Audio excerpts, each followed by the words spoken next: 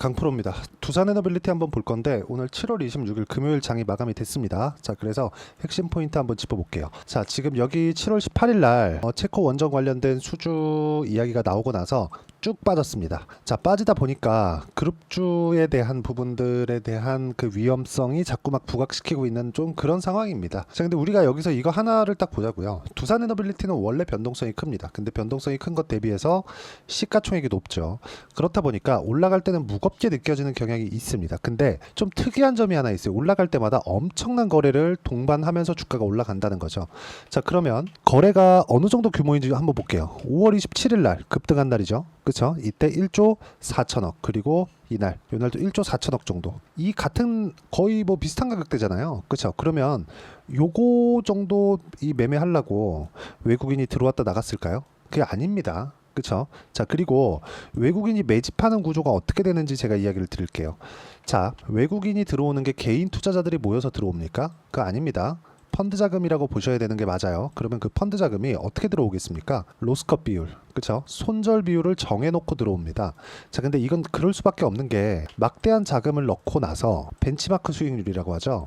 시장 수익률보다 펀드 수익률이 떨어지잖아요. 그러면 그 펀드 매니저는 책상 빼야 됩니다. 그냥 나와야 돼요. 근데 우리가 여기서 한 가지 내용을 딱 생각해보고 볼게요. 이쪽 구간, 여기, 그쵸? 내릴 때 만약에 매수를 한다면 그냥 이렇게 그냥 훅 밀려버리면 어떡해요? 이쪽 구간은 올라가고 있으니까 그냥 내리다 올라가고 이런 것만 볼 수가 있습니다. 근데 주봉으로 돌려서 보면 여기서 내렸다고 매수했을 때 이렇게 안 가잖아요. 그럼 시장 수익률보다 못 미칠 수 있겠죠. 여기서 내려왔다고 하더라도 이쪽 구간이면 25,000원, 그리고 저가까지 따지면 거의 한 50% 정도 하락하는 구간이 나왔는데 여기서 우리가 한번 생각을 해보자고요. 여기서 손절을 안 하고 버틸 수 있을까? 개인 투자자들이라면 그냥 물렸다 치고 그냥 버틸 수 있겠죠. 근데 펀드 자금은 그렇지 않죠. 무슨 얘기를 하려고 하는 거냐? 올라가는 구간에 매집이 나온다는 겁니다. 그리고 이 내용에 대한 부분을 이해할 필요가 있습니다. 자, 수급 한번 볼게요. 수급을 보면 지금 어떻습니까? 크게 내렸고 물론 줄긴 했습니다. 근데 한 달 동안의 외국인 거래는 매수입니다. 580억. 그렇게 크진 않아요. 그쵸? 거래 대금에 비해서. 그리고 이날 7월 18일 날 대량 매도가 나온 것을 확인해 볼 수 있습니다. 근데 이렇다 그래서 외국인이 빠져나갔거나 그런 게 아니라 올라가는 부분을 확인했을 때 외국인은 또 들어온다는 거예요. 왜? 원전에 대한 부분은 사실상 모멘텀이 끝날 수가 없잖아요. 아직까지는. 그리고 앞으로 좋아질 만한 부분이 왜 발생하는지 그 내용에 대해서 우리가 이해를 해볼 필요가 있는데, 앞으로 좋아질 만한 부분, 그리고 이런 부분이 지속 가능한가에 대한 여부를 우리는 예상은 해볼 수 있겠지만 확신을 할 수는 없죠. 그리고 이걸 가지고 실적으로 본다고 하더라도 2분기 실적이 아직 안 나왔는데 그 실적으로 본다고 하더라도 예상치를 채워서 3,600억의 실적을 냈다고 하더라도, 또는 막 4,600억, 5,600억 이렇게 냈다고 하더라도 시장에서 인정해주지 않으면 말짱 도루묵입니다. 왜? 시장에서 인정해주는 건 뭘까요? 실적이 어느 정도 잘 나왔네? 그것보다 성장률을 유지할 수 있겠는가입니다. 그러면 우리가 결과 있죠. 1 더하기 1은 2가 아니라 결과를 액수로 두는 겁니다. 어디까지 갈지 몰라. 내려갈 땐 어디까지 떨어질지 몰라. 이걸로 보는 겁니다. 근데 제가 여기, 그쵸? 하락하는 구간에 뭘 만들었습니까? 하락하는 구간에 이제 다 떨어졌다 그랬죠.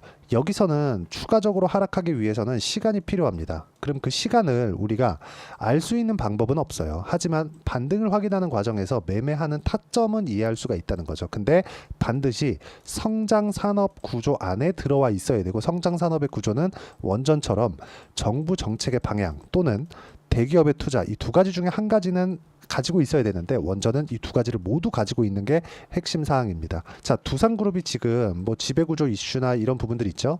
이런 부분들이 뭐가 있습니까? 굉장히 막 그것 때문에 주가 내리는 것 같고, 그것도 맞습니다. 어느 정도 영향이 있겠죠. 근데 핵심은 원전 관련된 모멘텀이 지속될 수 있는가, 그 내용에 대한 부분이고, 이런 내용을 이해했을 때 우리는 가격을 기준해서 매매를 할 수가 있습니다. 그럼 가격 기준에서 봤을 때 우리가 어떻게 보고 있는지, 자, 그 내용을 한번 보면 실전에서 매매하고 있는 실제 내용입니다. 이 화면은 키움증권의 0606 화면이고요. 자, 내용 보시면 그래요. 올라가는 구간에 공략한 결과 수익 구간을 지속적으로 만들어가죠. 오늘도 매수했습니다. 12% 올라가는데, 자, 내용 내용 보세요. 36%, 14% 실제 수익률입니다. 매도한 수익률이죠. 그리고 매도하고 다시 사죠. 이런 상황을 내가 꾸준하게 만들어갈 수 있어야 되고 이 내용에 대한 부분을 가격 기준에서 봐야 됩니다. 그리고 이 내용을 제가 여기 소통방에서 공유를 해드리고 있습니다. 자, 오늘 같은 경우에도 삼성중공업, STX중공업 이렇게 나갔고요. 그리고 여기 그쵸? STX중공업 진행한 내용이 있습니다. 그리고 이 내용에 대해서 굳이 뭐 조선주나 그런 거 그리고 두산에너빌리티 같은 원전 이런 것뿐만이 아니라 다른 종목에서도 동일합니다. 자, 내용을 한번 보시면 알테오젠 한번 보시죠. 올라가는 구간에만 매매를 계속해서 진행을 하고 있고 33%, 18%, 14% 이런 정도의 상황이 꾸준하게 나오고 있어요. 이 상황을 우리가 어떻게 이해를 해야 될까요? 미래 가치를 반영하는 주식시장의 특성에서 이런 상황이 나오는 거다. 그리고 이 내용을 제가 여기 소통방과 그리고 주말 라이브로 함께 공유를 해드리고 있으니까 구독과 좋아요 눌러주시면 무료 입장 가능하고요. 상단에 있는 전화번호로 구독 또는 라이브라고 문자 보내주시면 여기 소통방 입장 링크를 순차적으로 공유를 해드리도록 하겠습니다. 어떤 식으로 매매 진행을 해야 되는지 그 부분에 대해서 제가 이야기를 드린 거고 가장 중요한 내용은 미래 가치를 반영하는 주식시장의 특성입니다. 자, 그럼 이 내용을 가지고 우리가 두산에너빌리티를 다시 한번 보시죠. 지금 제가 매수를 하면 안 된다. 그게 아니라 확인 과정을 거쳐야 된다는 겁니다. 그리고 이쪽에서 거래 대금이 1조 4천억 정도가 터졌기 때문에 1조 4천억의 거래가 터졌을 때 우리가 뭘 봐야 됩니까? 이쪽 구간에 대한 이 돌파가 나오는 데까지는 이것보다 더 높은 거래가 터져야 되거나 아니면 비슷한 거래 정도가 터져야 됩니다. 그래야 이 하락한 구간, 그쵸? 이 벽을 뚫을 수가 있어요. 그러면 이 벽을 뚫었을 때 우리가 어떻게 이해를 해야 될까요? 다시 말씀드리지만 확인이 필요하다. 정말 중요합니다. 이걸 제가 계속 강조를 드리는 이유가 이것 때문에 그래요. 자, 보세요. 올라가는 구간을 확인했다. 그럼 뭐예요? 아까 전에 제가 매집 관련된 이야기 드렸죠. 매집을 진행하고 있는 중이라는 겁니다. 그리고 이렇게 장대 양봉이 나온다. 이런 상황이 나왔을 때는 외국인이 적극적으로 들어오고 있는 날이라는 거예요. 실제 한번 확인해 볼게요. 5월 27일 날. 자, 내용 한번 보시면 명확하게 우리가 볼 수 있는 게 요 날이죠. 5월 27일 날. 외국인이 1,000억 이상의 매수 물량 들어왔고 기관도 들어왔죠. 이건 어쩔 수 없다는 거죠. 손절 비율을 정해야 되기 때문에. 그러면 우리가 올라가는 구간에 공략을 해야 되는 이유는 너무 명확한 겁니다. 근데 여기서도 급등하고 고가 매물 받고 조정받고 떨어질 때 22평에 매수하는 그런 게 아니라 확인을 하고 매수하는 그런 구간이 필요하다는 겁니다. 제가 실제 어떻게 매매했는지 다시 보여드릴게요. 자, 내용 보시면 올라가는 구간에 계속해서 공략을 하죠. 확인하고 매매하잖아요. 이쪽 구간도 마찬가지죠. 확인하고 매매합니다. 여기서도 떨어지는 거 확인하고 매도합니다. 고가에 못 팔았습니다. 근데 4% 정도의 수익 구간이 남는 것도 이런 것 때문에 그렇습니다. 올라가는 부분을 확인했기 때문에. 그리고 보유 기간을 줄이는 게 가장 중요합니다. 이 내용이 선행되어 있지 않으면 주식시장은 진짜 어려워집니다. 그리고 이 내용에 맞춰서 우리가 주말 라이브 그리고 아까 전에 보셨던 소통방에서 제가 함께 공유를 해드리고 있으니까 구독과 좋아요 눌러주시고요. 상단에 있는 전화번호로 구독 또는 라이브라고 문자 보내주시면 제가 아까 전에 보여드렸던 소통방과 주말 라이브 입장 링크를 함께 공유를 해드리도록 하겠습니다. 다 무료니까 와서 배우시고 가장 중요한 건 원전은 지속 가능하다는 겁니다. 원전에 대한 모멘텀은 아까 전에 말씀드렸죠. 대기업에 대한 투자 그리고 정부 정책의 방향이 함께 가기 때문에 이 구간에 맞춰서 우리는 매매를 이어가는 게 타당하다. 그리고 이 구간에 맞춰서 가격적인 부분, 그렇죠? 어떤 식으로 이해할지 그 내용은 여기 두산에너빌리티의 단기 보유 전략 그리고 단기 보유 전략을 활용해서 제가 실시간 타점을 함께 문자로 공유를 해드리도록 할 테니까 상단에 있는 전화번호로 두산이라고 문자 보내주시면 단기 보유 전략과 실시간 타점을 함께 공유를 해드리도록 하겠습니다. 자, 내용 정리할게요. 주식시장은 미래 가치가 좋아져야 올라갑니다. 그럼 미래 가치가 좋아지는 구간에 우리는 어떻게 잡을까요? 가격을 보고 확인하는 거죠. 그럼 가격에 대한 이해가 필요하겠죠. 이런 부분을 어떻게 판단해야 되는지를 제가 계속해서 말씀드렸으니까 모든 분들이 이해하시면 성공 투자하실 수 있을 겁니다. 자, 24년도가 돼서도 시장은 여전히 어렵습니다. 자, 근데 시장은 항상 어려울 거예요. 앞으로도 계속해서 어려워질 겁니다. 자, 근데 제가 매월 대시세 종목을 구독자분들에게 공개를 합니다. 자, 내용을 보면 12월 달에 실제 공개를 했었던 강프로의 대시세 종목에 대한 내용인데 대기업을 상대로 안정적인 매출 구조를 가지고 있고요. 그리고 현재 주요 거래처는 삼성전자, 인텔, 하이닉스, TSMC, 해외에 반도체 관련된 기업이라는 걸 알 수 있죠. 그만큼 1월 달에 제가 보고 있었던 종목은 반도체 관련주라는 걸 알 수 있습니다. 공개를 해드리면 이 내용입니다. 여기 어보브 반도체, 그쵸? 실제 제가 거래한 내용을 공개를 한 거고요. 수익에 대한 크기를 보면 공략한 시점, 제가 가격대를 함께 공개를 해드렸는데 공략한 시점부터 21%의 수익 마감이 된 것을 확인해 볼 수가 있습니다. 자, 근데 지금도 마찬가지입니다. 지금은 어떤 이슈가 있을까요? 2월 달에 발표한다는 기업 밸류업 프로그램이 있죠. 근데 그걸로 인해서 지금 2월 달에 발표한다고 이야기가 나온 상황이고요. 무엇보다 우리가 생각해야 될 내용은 한 가지입니다.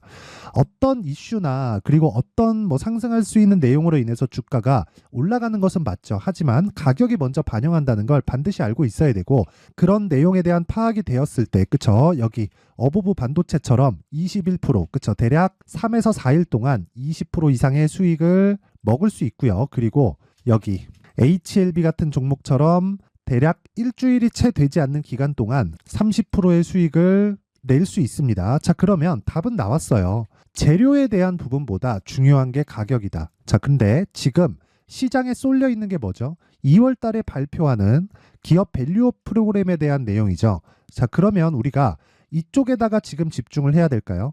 그 내용을 한번 보겠습니다. 기아차의 차트를 보면요. 1월 24일 날 정부단에서 입김을 불어넣은 이후에 시세가 강하게 발생한 것처럼 보이지만 애초에 12월 달부터 신고가를 달성했다는 걸 확인할 수 있습니다. 자, 그러면 우리가 스케줄을 따져봤을 때 우리가 어디를 봐야 될까요? 4월 달 총선을 봐야 됩니다. 드디어 때가 온 거죠. 4월 달 총선이 끝나면 그 뒤엔 뭐가 있죠?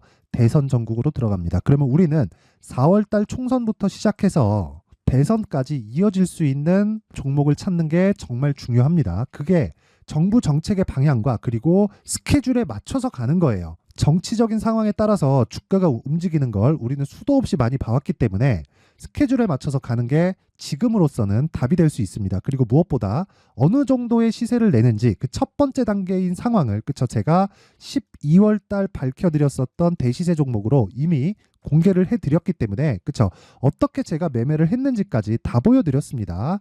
HLB처럼, 그쵸? 31.9% 걸린 시간은 4일밖에 되지 않죠. 이 종목을 제가 가격과 그리고 어떤 종목인지를 애초에 12월 달부터 공개를 한 겁니다. 자, 그러면 지금도 마찬가지예요. 앞서서 제가 말씀드렸었던 23년도에 했었던 여러 가지 종목들이 있죠. 한미반도체 같은 종목들도 여기 소통방에서 모두 공개를 해서 실제로 10,000원부터 60,000원까지 상승한 내역이 있고요. 왜 공략을 했는지를 제가 다 공개를 해드렸습니다. 근데 지금도 마찬가지라는 거죠. 정부 정책의 방향에 맞춰서 또는 선거 스케줄에 맞춰서 매매를 이어가야 될 때가 됐고요. 제가 총선 관련된 큰 시세가 나올 수 있는 대시세 종목을 준비를 해놨습니다. 길게 말씀드리지 않겠습니다. 모든 종목들은 신고가를 달성하면서 대시세 준비를 하게 되고요. 신고가를 공략했을 때 내가 시장에 주도주를 잡을 수 있는데 지금은 총선에 집중하는 게 맞다. 그래서 총선 관련된 그리고 대선까지 이어질 수 있는 종목을 준비를 해놨는데 지금부터 준비를 하셔야 나중에 고가에 올라가서도 꾸준하게 매매를 이어갈 수 있습니다. 자꾸 막 손절하고 매매하는 과정에서 너무 어렵다 하시는 분들은요. 이 종목 딱 받아가서 큰 수익 내셨으면 좋겠고요. 이 종목은 상단에 있는 전화번호로 대시세라고 문자를 보내주시는 분들에 한해서만 제가 총선 그리고 대선까지 이어질 수 있는 종목을 공개해 드리도록 할 테니까 상단에 있는 전화번호로 대시세라고 문자를 보내주시고요. 그리고 구독과 좋아요 꼭 좀 부탁드리겠습니다. 시장은 정말 어렵습니다. 자, 그래서 모든 분들이 성공 투자하셨으면 좋겠고요. 기본적으로 가격에 대한 파악을 하면서 큰 수익을 내셨으면 좋겠습니다.